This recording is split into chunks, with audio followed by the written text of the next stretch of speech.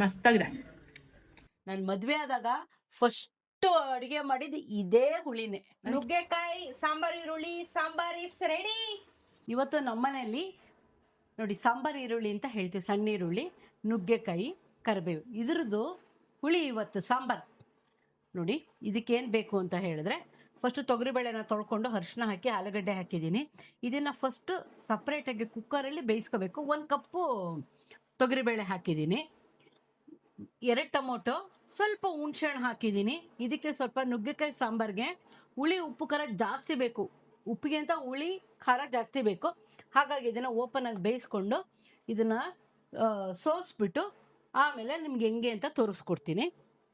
ಉಪ್ಪು ಖಾರ ಹುಳಿ ನೋಡಿ, ಸಾಸಿವೆ, MTR ಪೌಡರು, ಅಚ್ಚಕಾರ, ಹಿಂಗು, ಎಣ್ಣೆ, ಒಗ್ಗರಣೆ ಹಾಕೋಬೇಕಾದ್ರೆ. ಸೊ ಬೇಸಿಕಲಿ ಇವತ್ತು ನಮ್ಮಮ್ಮ ಈ ಒಂದು ನುಗ್ಗೆಕಾಯಿ ಸಾಂಬಾರು ಹೋಟೆಲ್ ಸ್ಟೈಲ್ ಅಲ್ಲಿ ಹೆಂಗ್ ಮಾಡ್ತಾರೆ, ಅದು ಸಣ್ಣ ಈರುಳ್ಳಿ ಹಾಕಿದ್ರೆ ಇನ್ನ ರುಚಿ ಸಖತ್ತು ಹೆಚ್ಚಾಗತ್ತೆ. ಮತ್ತೆ ಇವಾಗ ನುಗ್ಗೆಕಾಯಿ ಸೀಸನ್ ಶುರುವಾಗಿದೆ, ಹಾಗಾಗಿ ಇವತ್ತು ನುಗ್ಗೆಕಾಯಿ ಸಾರು ಸಣ್ಣ ಸಾಂಬಾರ್ ಈರುಳ್ಳಿ ಹಾಕಿ ಮಾಡ್ತಾ ಇದ್ದಾರೆ. ಇದು ನಮ್ಮಪ್ಪನ favourite combination actually. Okay, ready? ತುಂಬಾ ರುಚಿಯಾಗಿರುತ್ತೆ. ಇವಾಗ ಫಸ್ಟ್ ಇದನ್ನ ಬೇಯಿಸ್ಕೊತೀನಿ ಕುಕ್ಕರಲ್ಲಿ, ಎರಡು ವಿಸಿಲ್ ಕೂಗಿಸ್ಕೊತೀನಿ. ಇದನ್ನ ಓಪನ್ ಆಗಿ ಬೇಯಿಸ್ಬಿಟ್ಟು ಸೋಸ್ಬಿಟ್ಟು ಇದನ್ನ ಜ್ಯೂಸ್ ತರ ಮಾಡ್ಕೊಂಡು ನಿಮ್ಗೆ ತೋರಿಸ್ತೀನಿ. ಅಡಿಗೆ ಮಾಡ್ಬೇಕು, ಒಗ್ಗರಣೆ ಹಾಕ್ಬೇಕಾದ್ರೆ ಇವೆಲ್ಲ ಯೂಸ್ ಮಾಡ್ತೀನಿ. ನುಗ್ಗೆಕಾಯಿ ಬೇಯಿಸ್ಬೇಕಲ್ವಾ? ಇಲ್ಲ ಅದರಲ್ಲೇ ಬೇಯಿಸ್ಕೊತೀನಿ. ಆ ಬೇಯಿಸೋದೇನ್ ಬೇಡ, ಒಗ್ಗರಣೆಗೆ ಮಾಡ್ಕೊಳ್ಳೋದು. ತುಂಬಾ ಮ್ಯಾಶ್ ಆಗ್ಬಿಡತ್ತೆ, ರುಚಿ ಸಿಕ್ಕಲ್ಲ. ಹಾಗಾಗಿ ಇದು ಸಪರೇಟ್ ಆಗಿ ಬೇಯಿಸ್ಕೊಂಡು ಬರ್ತೀನಿ. ಬೇಳೆ ಆಲೂಗಡ್ಡೆನ ಬೇಯಿಸ್ಕೊಂಡಿದ್ದಾರೆ. ಈಗ ಒಗ್ಗರಣೆ ಹಾಕುವ ಕಾರ್ಯಕ್ರಮ. ಒಂದು 4 ಚಮಚ ಎಣ್ಣೆ ಬೇಕಾ? ಯಾಕಂದ್ರೆ ನಾವು ಈರುಳ್ಳಿ ಎಲ್ಲ ಫ್ರೈ ಮಾಡ್ಬೇಕಲ್ಲ. ಈರುಳ್ಳಿ ನುಗ್ಗೆಕಾಯಿ ಫ್ರೈ ಮಾಡಕ್ಕೆ ಸ್ವಲ್ಪ ಎಣ್ಣೆ ಜಾಸ್ತಿ ತಗೊಂಡಿದ್ದಾರೆ. ಸಾಸಿವೆ ಅರ್ಧ ಸ್ಪೂನ್ ಸಾಸಿವೆ ಜಾಸ್ತಿ ಬೇಕು, ಇಲ್ಲಾಂದ್ರೆ ಮಜಾ ಬರಲ್ಲ. ಮಜಾ. ಬ್ಯಾಡಗಿ ಮೆಣಸಿನ್ಕಾಯಿ 1,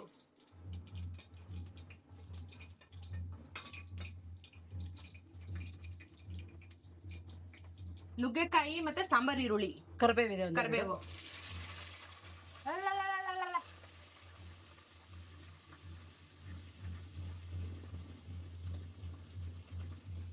ಏನ್ ಇಷ್ಟ ಹಾಕಿದೆ ನುಗ್ಗೆಕಾಯಿ?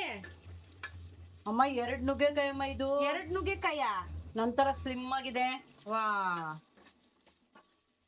ನುಗ್ಗೆಕಾಯಿ ಶಾರ್ಟೇಜ್ ನಮ್ಮ ಮನೇಲಿ, ನೀವು ಹಾಕೊಳ್ಳಿ ಜಾಸ್ತಿ. ಅವ್ರು ಎಷ್ಟು ಬೇಕಾದ್ರೆ ಹಾಕೊಳ್ಳಿ. ನೋಡಿ ಈ ತರ ಸಿಪ್ಪೆ ತೆಗೆದು ಬಿಟ್ರೆ ಈ ತರ ಅರ್ಧಂಬರ್ಧ, ಅವಾಗ ಓಪನ್ ಆಗಿ ಬೇಯಿಸ್ಬೇಕು. ನಾವು ಸಿಪ್ಪೆ ತೆಗಿದೇನೆ ಬೇಳೆಲ್ಲಿ ಬೇಯಿಸಿದ್ರೆ ಸಿಪ್ಪೆ ತೆಗಿಬಾರದು, ಫುಲ್ ಗ್ರೀನಿಶ್ ಆಗಿರ್ಬೇಕು. ನಾವು ಓಪನ್ ಆಗಿ ಮಾಡ್ತೀವಿ, ಯಾಕಂದ್ರೆ ಸ್ವಲ್ಪ ನುಗ್ಗೆಕಾಯಿ ಇರೋದ್ರಿಂದ ಸಾಫ್ಟ್ ಆಗ್ಬಿಡುತ್ತೆ. ಇದ್ರೊಳಗಡೆ ಹಾಕ್ಬಿಟ್ರೆ ನುಗ್ಗೆಕಾಯಿ ಸಿಗಲ್ಲ, ಬರೀ ಬೀಜ ಸಿಗ್ತಾ ಇರುತ್ತೆ. ಅದಕ್ಕೆ ನಾವೇನ್ ಮಾಡ್ತೀವಿ, ಹಿಂಗೆ ಓಪನ್ ಆಗಿ ಬೇಯಿಸ್ಕೊಳ್ಳೋದು. ಆಗ್ತಾ ಇದೆ. 1-2 ನಿಮಿಷ ಮುಚ್ಚಿಬಿಟ್ಟು ಇಡಬೇಕು, ಬೇಕಿಡೋಣ. ರುಚಿಗೆ ಉಪ್ಪು ಅಂದ್ರೆ ಅದು ಬೇಯಕ್ಕೆ, ರುಚಿಗಲ್ಲ, ಇದು ಬೇಯಕ್ಕೆ. ಇದು ಉಪ್ಪಿಡಿದೆ ಚೆನ್ನಾಗಿ. ಸೊ ಇದು ಚೆನ್ನಾಗಿ ಫ್ರೈ ಆಯ್ತು ನೋಡಿ, ಈರುಳ್ಳಿ ಎಲ್ಲ, ನುಗ್ಗೆಕಾಯಿ ಈರುಳ್ಳಿ ಎಲ್ಲ ಫ್ರೈ ಆಯ್ತು. ಈಗ ಇದಕ್ಕೆ ಬೇಯಿಸ್ಕೊಂಡಿದ್ದು ಬೇಳೆ ಆಮೇಲೆ ಆಲೂಗಡ್ಡೆ. ಇದು ನೋಡಕ್ಕೆ ನನಗೆ ಹೋಟೆಲ್ ಅಲ್ಲಿ ಮಾಡ್ತಾರಲ್ಲ ಆ ತರ ಬರುತ್ತೆ ಅಂತ ಫೀಲ್ಸ್ ಕೊಡ್ತಾ ಇದೆ ಇದು ಟೇಸ್ಟ್. ನೋಡಿ, ನಾನು ಆಲೂಗಡ್ಡೆನ ಸಿಪ್ಪೆ ತೆಗಿಯಲ್ಲ, ಹೆಲ್ತ್ಗೆ ಒಳ್ಳೇದು, ಸಿಪ್ಪೆ ತೆಗಿಬಾರ್ದು. ನಮ್ಗೆ ಮೈಕೈ ನೋವು, ವಾಯು, ಕೈಕಾಲು ನೋವು, ಮಂಡಿ ನೋವು ಅಂತೀವಲ್ಲ, ಆಲೂಗಡ್ಡೆಲಿ ಅದಿದ್ರೆ ಮೆಡಿಸನ್ ಸಿಪ್ಪೆಲಿ ಇರುತ್ತೆ, ಈ ಅಂಶನ ತೆಗಿಯುತ್ತೆ. ಹಾಗಾಗಿ ನಾವು ಹಾಕ್ಬೇಕಾದ್ರೆ ಸಿಪ್ಪೆ ಸಮೇತನೇ ಹಾಕ್ಬೇಕು. ಊಟ ಮಾಡ್ಬೇಕಾದ್ರೆ ತೆಗೆದ್ರೆ ಸಾಕು, ಯಾಕೆ ಈ ಅಂಶ ಬೇಳೆ ಜೊತೆಗೆ ಇರಬೇಕು. ಅವಾಗ ವಾಯು ಬರಲ್ಲ, ಗ್ಯಾಸು ಆಗಲ್ಲ, ಯಾವ ಪ್ರಾಬ್ಲಮ್ಮು ಆಗಲ್ಲ. ಈಗ ಬೇಯಿಸ್ಕೊಂಡಿದ್ ಬೇಳೆ ಆಲೂಗಡ್ಡೆನ ಹಾಕಿ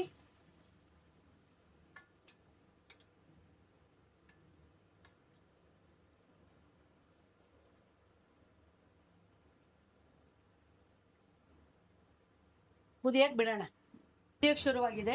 ಹುಣಸೆಹಣ್ಣು 2 ಟೊಮೊಟೊ ತಗೊಂಡಿದ್ದೆ, ಅದನ್ನ ಬಿಸಿ ಮಾಡಿ ಸೋಸಿದ್ದೀನಿ, ಹಾಕ್ತಾ ಇದ್ದೀನಿ. ಹೇಳ್ತಿರಲ್ಲ ಯಾವಾಗಲೂ ಹುಣಸೆಹಣ್ಣು ತಿನ್ನಲ್ವಾ ನೀವು, ಈರುಳ್ಳಿ ತಿನ್ನಲ್ವಾ ಅಂತ. ಇವತ್ತು ಅದಕ್ಕೆ ಅಂತಾನೆ ಅಡುಗೆ ಮಾಡಿದ್ದೀನಿ. ಹುಣಸೆಹಣ್ಣು ಟೊಮೊಟೊನ ಬೇಯಿಸಿ ಫಿಲ್ಟರ್ ಮಾಡಿ ಇಟ್ಕೊಂಡೆ, ಹಾಕಿದ್ದೀನಿ. ಆಮೇಲೆ ಈ ಸಾಂಬಾರ್ ಈರುಳ್ಳಿ, ಸಾಂಬಾರ್ ಅಲ್ಲ, ಸಾಂಬಾರ್ ಈರುಳ್ಳಿ. Sambar 2 spoon MTR sambar powder, ಉಪ್ಪು, ರುಚಿಗೆ ಉಪ್ಪು, ಯಾಕಂದ್ರೆ ಸ್ವಲ್ಪ ಹಾಕಿದೀವಿ. ಆಮೇಲೆ ಅಚ್ಕಾರ,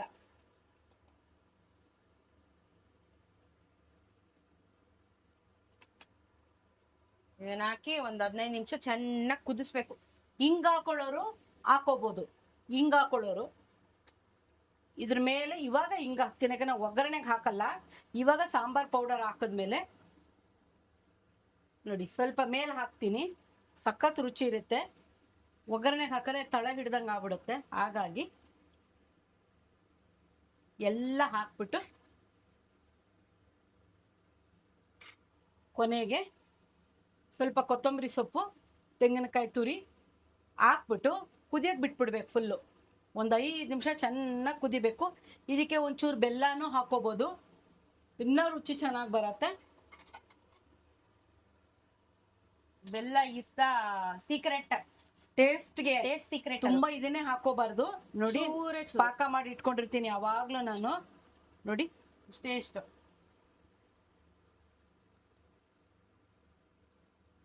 ಅಷ್ಟೇ. ಈಗ ಇದು ಚೆನ್ನಾಗಿ ಕುದ್ರೆ ನುಗ್ಗೆಕಾಯಿ ಸಾಂಬಾರ್ ಈರುಳ್ಳಿ sambar is ready. Yummy yummy ಗಮ್ಮಂತೈತೆ ಆಗ್ಲೇ. ಬುದ್ಧಿ ಅದೆಲ್ಲ ಸ್ವಲ್ಪ ಚೆನ್ನಾಗಿ ಎನಾನ್ಸ್ ಬರ್ಬೇಕು. ಎಲ್ಲ ನುಗ್ಗೆಕಾಯಿ ಆಲೂಗಡ್ಡೆದೆಲ್ಲ ಫ್ಲೇವರು ಚೆನ್ನಾಗಿ ಬರಬೇಕು. ಕುದಿಬೇಕು, ಒಂದು 5 ನಿಮಿಷ ಬಿಡಬೇಕು. ಡ್ಯಾನ್ಸ್ ಮಾಡ್ಬೇಕು ಅದು ಚೆನ್ನಾಗಿ. ಸ್ವಲ್ಪ ನೀರು ಬೇಕಂದ್ರೆ ಆ್ಯಡ್ ಮಾಡ್ಕೋಬೋದು. ಗಟ್ಟಿ ಆಗಿದ್ರೆ ನೀರ್ ಹಾಕೊಳ್ಳಿ. ಎರಡು ತಿಂಗ್ ಮಾಡ್ತಾ ಇರೋದು ನಾವು. ಗಮ್ಮಂತೈತೆ ಮಾತ್ರ. ಕಲರ್ ಅಂತೂ ಸಖತ್ತಾಗಿ ಬಂದಿದೆ, ರುಚಿನೂ ಅಷ್ಟೇ ಸಖತ್ತಾಗಿರುತ್ತೆ ಅಂತ ಭಾವಿಸ್ತಾ ಇದ್ದೀನಿ. ನೀವು ಊಟ ಮಾಡ್ದಾಗ ಹೇಳು. ಊಟ ಮಾಡ್ದಾಗ ನಾನು ರಿವ್ಯೂ, ಆಕ್ಚುಲಿ ನಾನು ಊಟ ಮಾಡೋ ರಿವ್ಯೂ ನೋಡಕ್ಕೆ ಜನ ಕಾಯ್ತಾ ಇರ್ತಾರಂತೆ. ನಿಮ್ ಎಕ್ಸ್ಪ್ರೆಷನ್ ಚೆನ್ನಾಗಿರುತ್ತೆ, ಸಖತ್ತಾಗಿ ರಿವ್ಯೂ ಕೊಡ್ತೀರಾ ಅಂತಾರೆ. ಇರೋದನ್ನ ಹೇಳ್ಬೇಕು. ಚೆನ್ನಾಗಿದ್ರೆ ಚೆನ್ನಾಗಿದೆ ಅನ್ಬೇಕು, ಇಲ್ಲಾಂದ್ರೆ ಇಲ್ಲ ಅನ್ಬೇಕು. ಅಮ್ಮ ಮಕ್ಳು ಏನ್ ಸಪೋರ್ಟ್ ಮಾಡ್ಕೊಂಡು ಏನಿಲ್ಲ. ಇಲ್ಲಿ ಏನಿದೆ ಅದು ಇಲ್ಲ, ಬೇರೆ ಟೈಪ್ ನಾವು ಚೇಂಜ್ ಮಾಡ್ಬೋದು. ಏನಾರು ಆ್ಯಡ್ ಮಾಡ್ಬೇಕಾ ಮಾಡ್ಬೋದು. ನಾವು ಸ್ವಲ್ಪ ಕಲಿಬೇಕು ಮಕ್ಳಿಂದನೂ. ಹೇಳಿದ್ರೆ ಹೇಳ್ಬೋದು, ಏನು ತೊಂದರೆ ಇಲ್ಲ. ಇದು ನಮ್ಮ ಯಜಮಾನ್ರು ಫೇವ್ರೇಟ್ ಹುಳಿ. ಇದ್ರ ಬ್ಯಾಚುಲರ್ ಸಾರು ಈ ಥರ ನುಗ್ಗೆಕಾಯಿ ಹುಳಿ. ನಾನು ಮದುವೆ ಆದಾಗ ಫಸ್ಟ್ ಅಡುಗೆ ಮಾಡಿದ್ದು ಇದೇ ಹುಳಿನೇ. ಅದಕ್ಕೆ ಫಸ್ಟ್ ಅಡುಗೆ ಇದೇ ಮಾಡ್ಕೊಟ್ಟಿದ್ದು ಅಪ್ಪನಿಗೆ. ಇವತ್ತವರೆಗೂ ಆ ಫ್ಲೇವರೇ ಸ್ವಲ್ಪ ಚೇಂಜ್ ಆಗಿದೆ, ಸಾಂಬಾರ್ ಪೌಡರ್ ಅಷ್ಟೇ ಹೊರತು. ಯಾವಾಗಲೂ ಇಷ್ಟಪಡ್ತಾರೆ. ಕುದಿಯೋಕ್ಕೆ ಬಿಡ್ಬೇಕಿನ್ನ, ಕುದಿಯಕ್ಕೆ ಸ್ಟಾರ್ಟ್ ಆಗಿಲ್ಲ ನೋಡಿ, ಇವಾಗ ಶುರು. ಓಕೆ, ಇದು ಸಾಂಬಾರ್ ಇಸ್ ರೆಡಿ. ನಾನು ಟೇಸ್ಟ್ ಮಾಡಕ್ಕೆ ನಾನು ಫುಲ್ ರೆಡಿ. ನಿಮ್ಮ ಮನೆಗೆ ನಾ ಬಂದಾಗ ನಿಮ್ಗೆ ಅಡುಗೆ ಮಾಡ್ಕೊಟ್ಟಿದ್ದು ಹುಳಿ ಯಾವುದು? ಫಸ್ಟ್ ಮದುವೆ ಮಾಡ್ಕೊಂಡು ಬಂದಾಗ ನಿಮ್ಮ ಮನೇಲಿ ಅಡುಗೆ ಮಾಡಿದ್ನಲ್ಲ ಆ ಹುಳಿ ಯಾವ್ದು ಹೇಳಿ? ಯಾವನೇ ಗೊತ್ತಂತೆ, ನುಗ್ಗೆಕಾಯಿ ಹುಳಿ ಕಣ್ರಿ. ಈರುಳ್ಳಿ ಅಂದ್ರೆ ಭಾರಿ ಇಷ್ಟ. ಈರುಳ್ಳಿ ಕಾಂಬಿನೇಷನ್ ಹಾಕಿ ಇದನ್ನ ಮಾಡಿದ್ದೆ. ಅದಕ್ಕೆ ಆಚೆ ಊಟಕ್ಕೆ ಹೋಗ್ಬೇಡ, ಇಲ್ಲೇ ಊಟ ಮಾಡು ಅಂತ ಹೇಳ್ತಾ ಇರೋದು. ನೋಡಲ್ಲಿ ಗಸಗಸೆ ಪಾಯಸ, ನುಗ್ಗೆಕಾಯಿ ಹುಳಿ, ಸಾಂಬಾರ್ ಕಾಂಬಿನೇಷನ್ನು. ಅದು ಹೀಟು, ಇದು ತಂಪು. ಇನ್ನೊಂದಿನ ಗಸಗಸೆ ಪಾಯಸ ಮಾಡೋದನ್ನ ತೋರಿಸ್ಕೊಡ್ತೀನಿ. ಈಗ ರಿವ್ಯೂ ಹೇಳುವ ಸಮಯ. ಅನ್ನಕ್ಕೆ ತುಪ್ಪವನ್ನು ಬಡಿಸಿಕೊಳ್ಳುತ್ತಿದ್ದೀವಿ. ಈಗ ಒಳ್ಳೆ ನುಗ್ಗೆಕಾಯಿ ಹುಳಿ. ಏನಮ್ಮ ಹೇಳಮ್ಮ, ನುಗ್ಗೆಕಾಯಿ ಸಾಂಬಾರು, ನುಗ್ಗೆಕಾಯಿ ಏನು ಹೇಳ್ಬಿಡು ನೀನು, ಬೈದ್ಬಿಡ ಆಮೇಲೆ ನನಗೆ. ಸಾಂಬಾರ್ ಈರುಳ್ಳಿ ಜೊತೆ ನುಗ್ಗೆಕಾಯಿ. ಸೊ ಟೋಟಲಿ ಏನಿದೆ ಸಾಂಬಾರ್ ಹೆಸರು? ಒಟ್ಟು ಟೋಟಲ್ ನುಗ್ಗೆಕಾಯಿ ಹುಳಿನೂ ಹೇಳ್ಬೋದು, ಇಲ್ಲ ಸಾಂಬಾರ್ ಹುಳಿ ಅಂತಾನೂ ಹೇಳ್ಬೋದು. ಓಕೆ, ನಿಮ್ಮ ಇಷ್ಟ. ಈರುಳ್ಳಿ ಹುಳಿ. ಇವಾಗ ನಾನು ತಿಂದು ರಿವ್ಯೂ ಹೇಳ್ತೀನಿ, ಬನ್ನಿ ಗಾಯ್ಸ್. ಮಜಾ ಮಾಡಬೇಕು ಅಂದರೆ ಬಿಸಿ ಬಿಸಿ ಹಾಕ್ಕೊಂಡು ತಿಂತಾ ಇರಬೇಕು.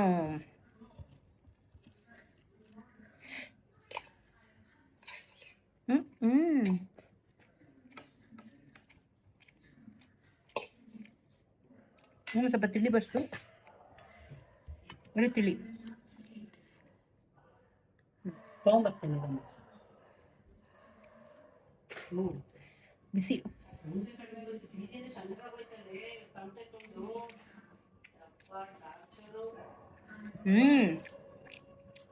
ಚೂರು ಉಪ್ಪು ಹಾಕ್ಬೇಕು, ಉಪ್ಪು ಕಮ್ಮಿ ಸಾಕು. ಉಪ್ಪು ಹಾಕೋಬೇಕು, ಏನು ತೊಂದರೆ ಇಲ್ಲ. ಆಹಾ, ಆನಂದ ಪರಮಾನಂದ ಆಗಬೇಕು ಅಂದರೆ ನೆಮ್ಮದಿಯಾಗಿ ತಿನ್ನಬೇಕು ನೋಡಿ. ಅವಾಗವಾಗ ಈ ಥರ ಈರುಳ್ಳಿ ಸಿಗುತ್ತೆ, ಇದನ್ನ ಹಿಂಗೆ ಹಾಕ್ಕೊಂಡು ಹುಳಿ ಖಾರ ಮುಂದೆ ಇದ್ರೆ ಉಪ್ಪೇನ ಹಾಕೋಬಹುದು.